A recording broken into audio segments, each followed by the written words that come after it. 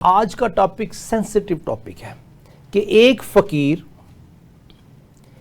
चाय की पत्ती खरीदते वक्त तमाम लोगों को उनका प्रॉफिट और उनका ड्यू शेयर और कास्ट ऑफ प्रोडक्ट दे रहा है।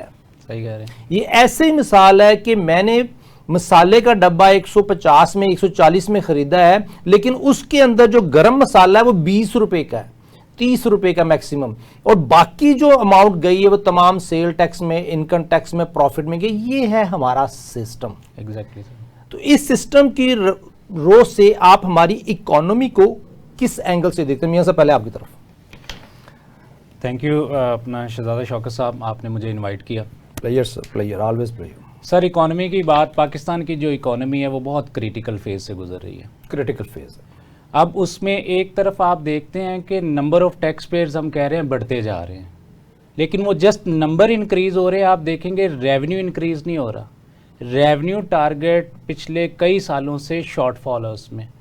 हमें क्वांटिटी इंक्रीज नहीं करनी, हमें क्वालिटी इंक्रीज करनी है, हमें रेवेन्यू टारगेट अपने अचीव करने हैं।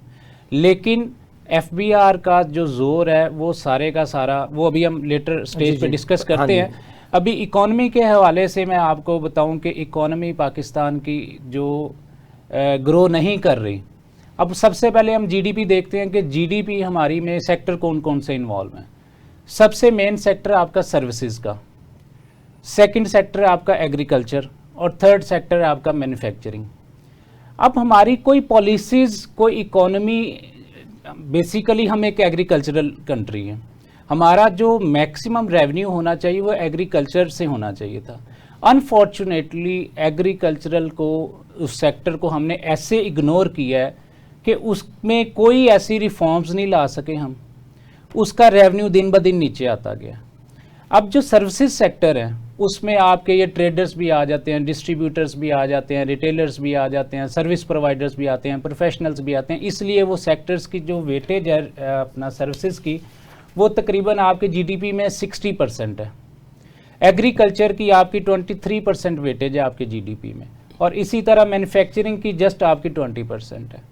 अब जब तक गवर्नमेंट इन सेक्टरल रिफॉर्म्स नहीं करती, हर सेक्टर को उसके, देखिए कोई भी पॉलिसी बनती है ना, उसके लिए हमें चाहिए कि उस सेक्टर के जो मेन लोग हैं उनके साथ कोलैबोरेशन करें, चैम्बर से लोग लें, कंसल्टेंट से जो इकोनॉमिस्ट हैं उनसे एक डिस्कशन करके उनको एक आप प्रोटोटाइप बना के दें, एक मॉडल बना के दें, उनसे पूछें कि इसको हमने कैसे इम्प्लीमेंट करना है। मियां साहब ने, सर राणा नदीम साहब, मियां साहब ने एक बड़ा क्रिटिकल एंगल शो किया कि जी हमारा एग्रीकल्चर और मैन्युफैक्चरिंग उससे भी नीचे है। जी। जो मैन्युफैक्चरिंग सेक्टर है, अगर चाइना को देखें, इंडिया को देखें, यूएस को अभी थोड़ा सा फाइनेंशियल सेक्टर्स के हवाले से देखेंगे कि उनका मैन्युफैक्चरिंग सेटअप सबसे ज्यादा है, और हमारे यहाँ मैन्युफैक्चरिंग 20 है। जो मैन्युफैक्चरिंग होगी तो टैक्स बढ़ेगा। जी जी।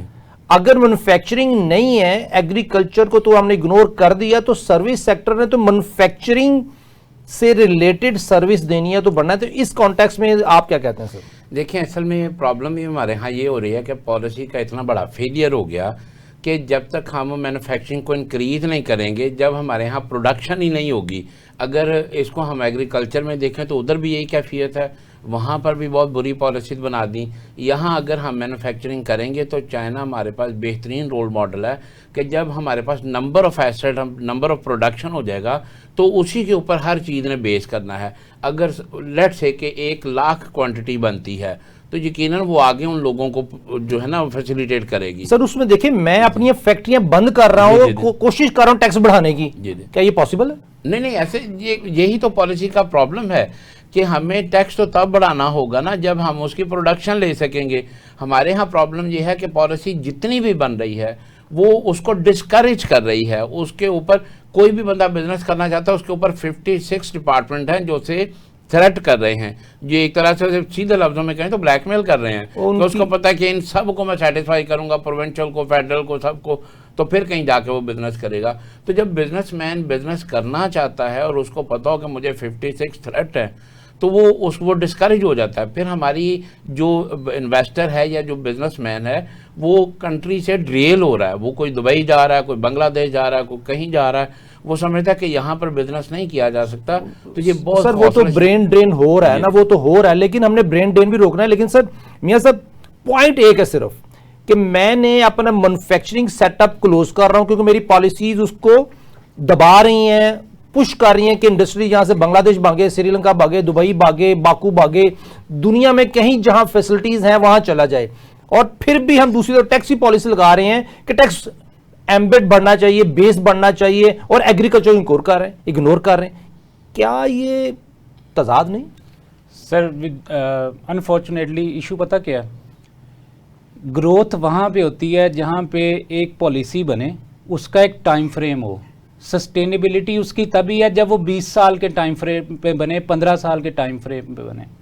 अनफॉर्चुनेटली पाकिस्तान में जितनी भी पॉलिसीज़ आती हैं वो एक गवर्नमेंट आती है, वो इंसेंटिव का ऐलान करती है, बल्कि उसी गवर्नमेंट में एक साल ऐलान होता है, अगले साल हम नया एसआरओ ले आते हैं, नया सर्कुलर इशू करते हैं, उस पॉलिसी को ख़त्म कर देते हैं। हमारी कोई लॉन्ग टर्म पॉलिसी नहीं है। आज आप लॉन्ग टर्म पॉलिसी दे दें मैन्युफैक्चरर्स के लिए कि हमने आपको ये इंसेंटिव देना है, यूटिलिटी पे, टैक्सेशन पे, एक्सपोर्ट्स पे, ये हम आपको इंसेंटिव देंगे और 20 साल के लिए रहेगा।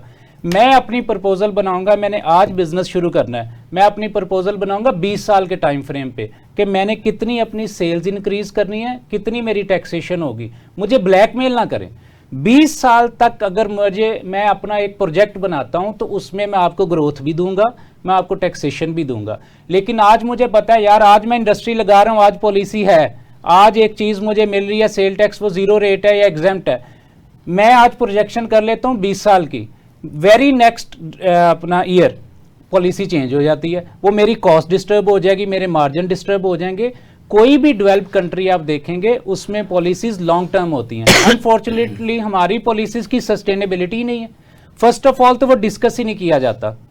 जिसके ऊपर इंप्लीमेंट करनी है उस सेक्टर को आप पहले देखें, उसकी ग्राउंड रियलिटी क्या है, आया कि वो प्रैक्टिकली हमारे मुल्क के कल्चर के हिसाब से पॉसिबल है उसको इंप्लीमेंट करना।